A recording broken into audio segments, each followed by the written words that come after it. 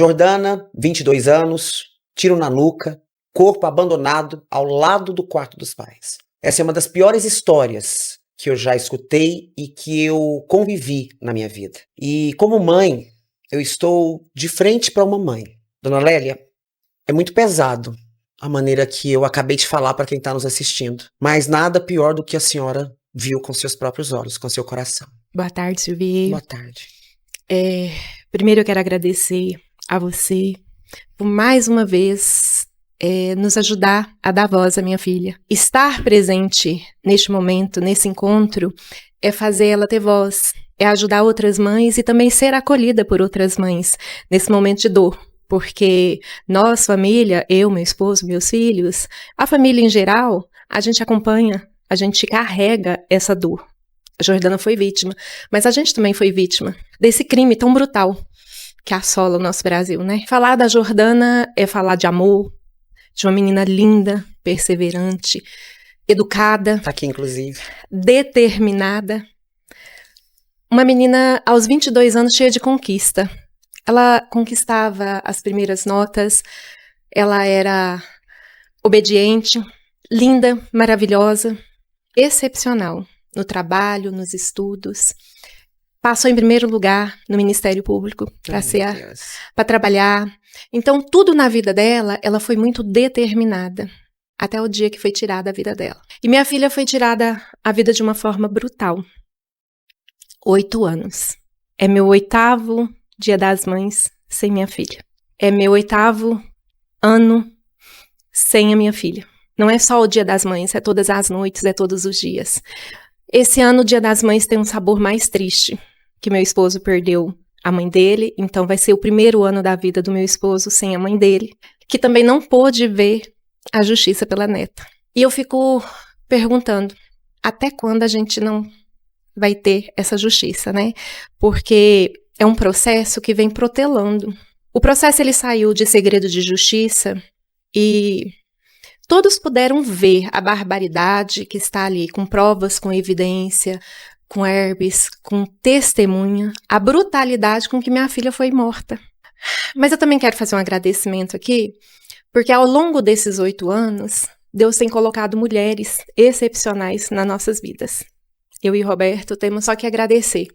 Você, o Ministério Público. Eu que agradeço vocês terem entrado na minha vida, porque vocês mostram dor a cada momento. Se o Roberto está aqui sentado, como a gente está conversando mais sobre as mães nesse mês das mães, mas o senhor é um grande pai.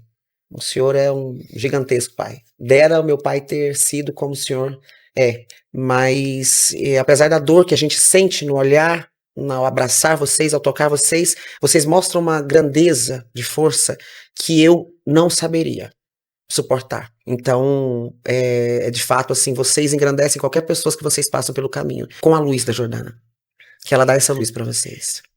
Tem uma frase da Clarice Lispector que diz assim: eu sou mais forte do que eu. E todos os dias eu repito essa frase para mim. Porque eu tenho que ser forte. Não é porque eu devo ser forte, eu tenho que ser. Porque eu tenho uma casa que eu tenho que transformar ela em lar todos os dias. Eu tenho uma empresa que eu tenho funcionários ali que eu tenho que dedicar todos os dias. Eu tenho um marido maravilhoso, eu tenho filhos maravilhosos. E eu tenho uma sociedade que reconhece que deve ser cobrada essa justiça e que caminha conosco no pedir dessa justiça. E no meio desses 8 anos, quando eu digo que pessoas maravilhosas a gente encontrou no caminho, e são mulheres maravilhosas, você é uma delas. O Ministério Público, representado pela doutora Elissa e toda a sua equipe, como ela está fazendo a diferença. A partir do momento que a doutora Elissa pegou com seriedade, com competência, com lealdade, com a seriedade, uma grande mulher está fazendo a diferença. Esse processo andou, esse processo está sendo consolidado e ele vai a julgamento. Nós vamos ter esse desdobramento logo, com a graça de Deus, com fé em Deus. Doutora Jace, que é nossa advogada, que sempre nos manteve a par de tudo o que acontece, de toda a parte jurídica que acontece. Então, assim, são mulheres extraordinárias que entraram na nossa vida e que só está concretizando aquilo que a gente mais clama, a justiça. A justiça. E nós vamos conseguir. E Nós vamos pais conseguir. que colocam a cabeça no travesseiro e não dormem. E não E não dormem enquanto houver a justiça. Porque a volta da Jordana não acontece, mas essa coisa maravilhosa tá no dia a dia de vocês, no sonho de vocês, na alma de vocês. A primeira vez que eu não sabia da história pontualmente contada, mas quando o seu Roberto foi lá no plenário da Câmara e emocionou a todo mundo que estava lá, quando ele fala o passo a passo do que aconteceu, que é quando a senhora se levantou para trabalhar, um dia normal de trabalho, quando a senhora sai caminhando até o seu trabalho, e a senhora passa por um lote ao lado da sua casa, e a senhora enxerga a sua bolsa, de longe. E a primeira coisa que a senhora pergunta é: o que a minha bolsa está fazendo ali? Sim. O seu coração, a sua cabeça, a senhora consegue se lembrar dos passos que a senhora deu, desse momento em que a senhora avistou a sua bolsa, para encontrar a sua filha? Consigo. Depois desta cena que eu encontrei, eu só vi minha filha mais uma vez, que foi no caixão, que meu marido me poupou, né? Ele me levou para dentro e me poupou até chegar o momento de vê-la novamente no caixão. E quando eu a encontrei, até eu fui questionada em júri que eu não deveria ter mexido na minha filha. Eu falei para o advogado que se eu soubesse que seria a última vez que eu pegaria na minha filha, eu tinha colocado ela no meu colo, eu tinha acariciado os cabelos dela, eu tinha acariciado, beijado, e não pude fazer, né? Porque quando eu a encontrei, eu só gritava. Hoje eu tenho uma rua de vizinhos que todos, quando me encontram, eles falam que ficaram com muito medo de gritos, que eu assustei todo mundo com os meus gritos, que foi a minha expressão na hora que eu encontrei minha filha. Foi gritar. E eu gritava muito. E meu marido veio, meu filho veio para poder pegar e cuidar da minha filha ali morta. E foi a última vez que eu vi a minha filha. A gente tinha 30 dias, mais ou menos, eu tinha ganhado uma bolsa e eu tinha dado essa bolsa para ela. E ela: mãe, eu vou usar essa bolsa. Pode usar. E aí eu só a encontrei porque eu conhecia a bolsa. E a minha filha estava lá, morta, deixada ao lado da minha casa, com a arma no meio das pernas. Essa foi a última vez que eu vi minha filha. Depois, só no caixão. Gente, isso é tão absurdo da gente imaginar o que aconteceu com esses pais, se não bastasse o que aconteceu com a Jordana, né? É uma menina cheia de vida, cheia de luz, mas o momento em que há todo um processo policial, todo um inquérito policial, toda uma investigação, todo um processo que é encaminhado à justiça. Peço até desculpa a vocês, não tem como, dona Lélia, a senhora sabe que a gente... É difícil falar da Jordana. É difícil. E eles terem tentado insinuar, então, a defesa do acusado, de que teria sido suicídio. Sim. A senhora sempre soube que não foi suicídio. Sim. A senhora foi a primeira pessoa a ver Sim. a Jordana com a arma no meio das pernas. No momento em que eles tentaram fazer isso, a gente está falando de uma família rica de Itaberaí, de uma família rica. No momento que eles tentaram fazer com que a sociedade acreditasse que a Jordana tinha se suicidado, qual foi a postura da mãe leoa? O que a senhora fez? Porque a senhora sabia que era mentira. Sim. Quando eu entrei numa situação que eu não conseguia, né? E o meu esposo, eu pedi pro meu esposo pegá-la e trazê-la pra dentro. Acho que foi a última vez, que foi a única coisa que eu pedi pra ele. E eu lembro que ele balançou a cabeça e olhou pra Roberto e falou: você não tem como. E eu entrei pro meu quarto e eu pedia tanto pra me poder pegar minha filha. Mas desde aquele momento a gente já sabia que não era suicídio. A Jordana, ela não tinha porquê. E nem pra quê. E as provas e as evidências mostram que não foi. Quando eu digo que o processo saiu de segredo de justiça há um mês, foi muito bom, que todo mundo pôde ver a crueldade que está no processo. Lá tá tudo. Lá tá a polícia científica falando, afirmando, atestando, as testemunhas. Então tá tudo ali. E foi assim, categoricamente provado. E a minha filha deixa, assim, a saudade diária. Meu esposo, quando Eu lembro do abraço que ele me deu naquele momento, e ele pegou e falou bem assim: seja forte, não questiona Deus. Em nenhum momento você questiona Deus. E seja forte, meu amor. E nós estamos fortes, Silvia. Nós estamos fortes todos os dias, sabe? Porque nós precisamos ser fortes. Nós não podemos deixar... eu lembro que no último encontro que eu tive com você, você disse assim, não é monstro, Lélia, é uma pessoa ruim. Monstro a gente encontra em livros. Sim. É um assassino, é uma pessoa má, é uma pessoa ruim. Nós não podemos deixar isso impune. Então, ele tem que pagar. Ele vai pagar. Na justiça de Deus e na justiça dos homens. Eu vou tentar explicar para vocês a dinâmica da investigação, da perícia, claro que com as minhas palavras. A Jordana estava, né, de barriga para cima, com a arma no meio das pernas. Quando se fala, detalhe, com tiro na nuca.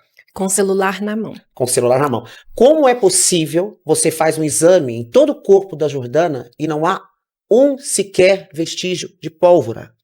O único lugar que tinha pólvora na Jordana era nas pernas. Então sempre foi tudo muito contundente para que houvesse um assassino, um feminicida naquele local. E a crueldade de ele que era noivo da Jordana, uma pessoa que nunca demonstrou agressividade, porque vocês, se vocês soubessem que ele era um homem agressivo, descobriram depois da morte da Jordana.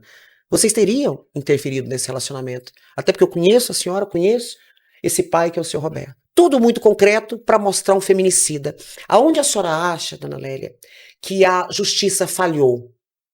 E falhou sim. Por mais que a gente vai fazer justiça, porque eu creio, mas são 8 anos de falha da justiça, porque esse homem já era para estar preso.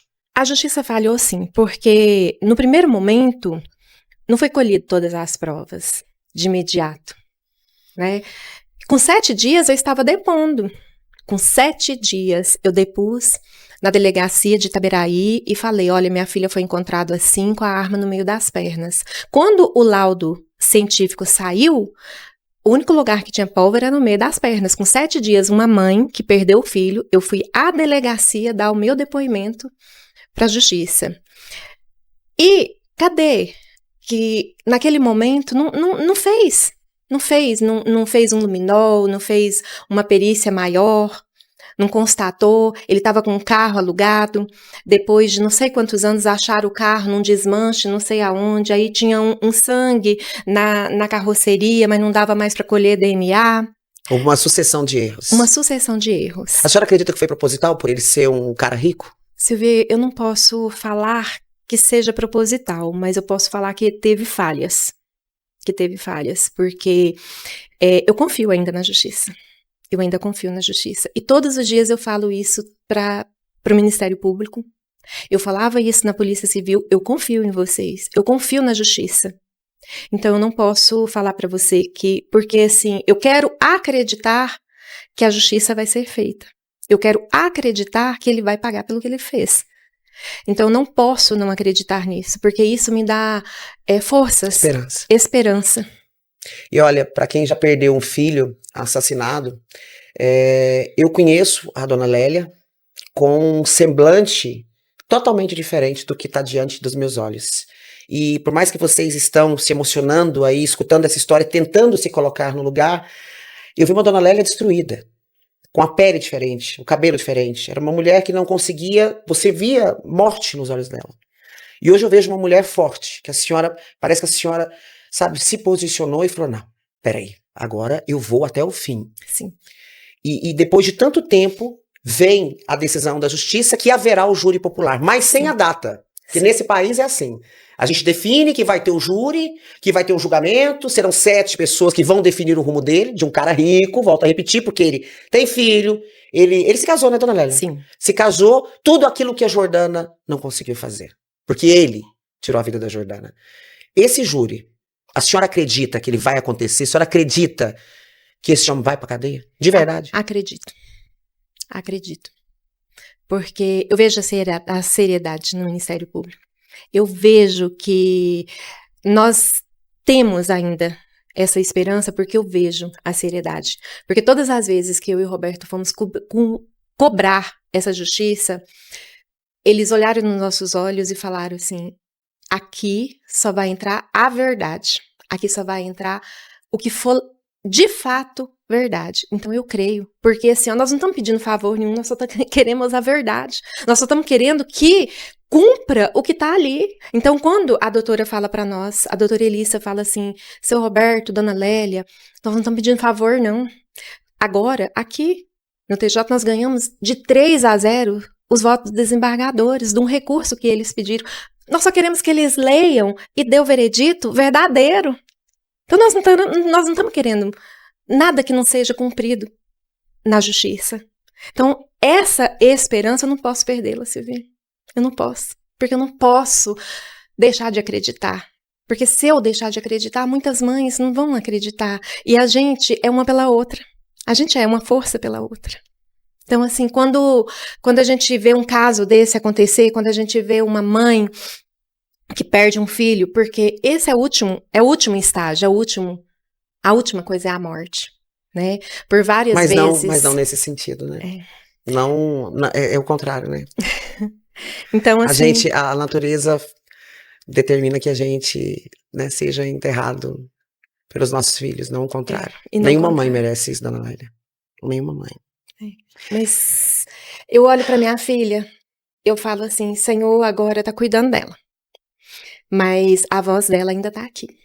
Quando a senhora olha pra essa carinha, o que a senhora mais tem saudade, assim, tipo, no dia a dia de vocês? Ai, das risadas dela. A gente era muito parecida, sabe? A gente gostava de rir alto, de cantar. Ainda vinha brincando agorinha no carro com o Roberto, falando assim, Roberto, você e a Roberta cantam. Eu e a Jordana não sabia cantar, mas a gente cantava mais.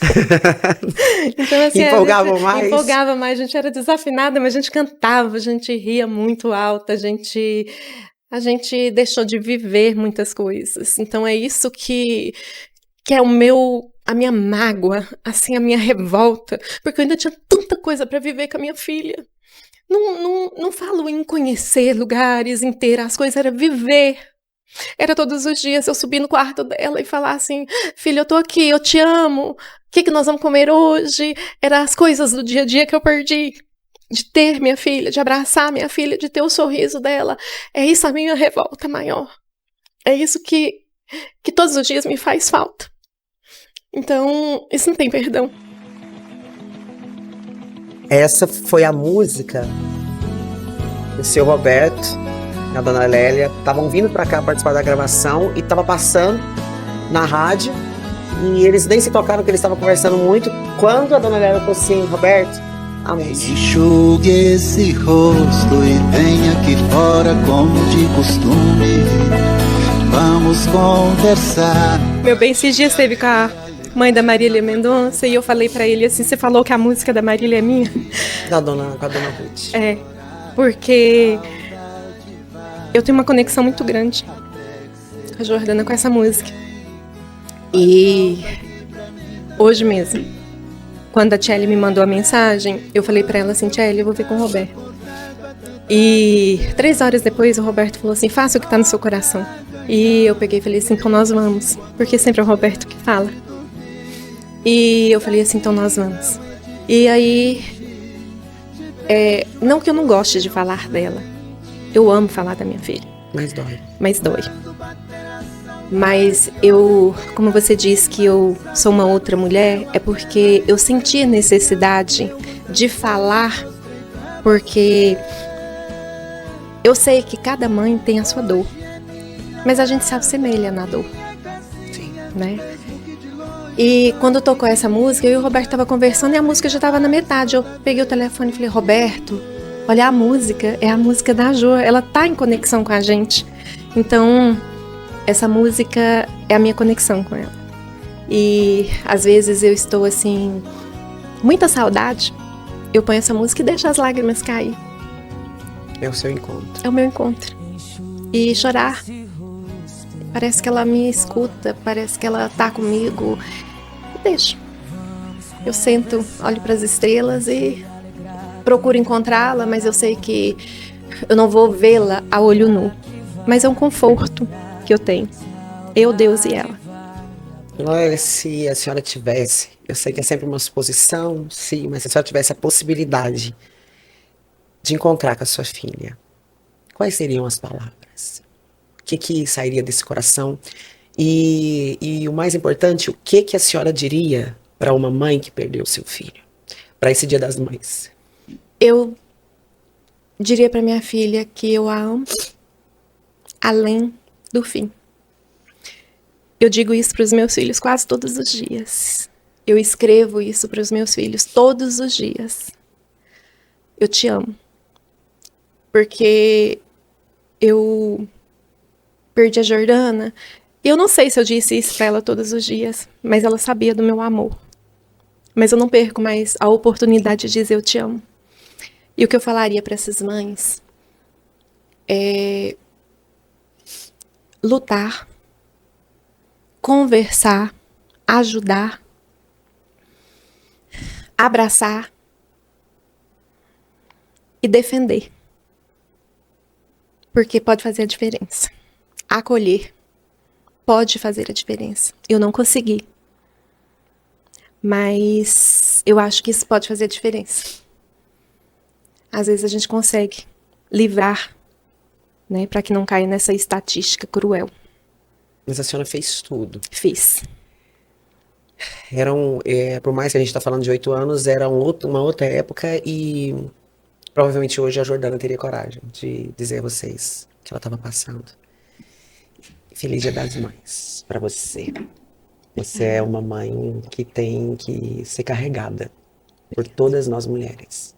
Obrigada. Deus te abençoe. Amém. Ai, meu Deus. Quando bater a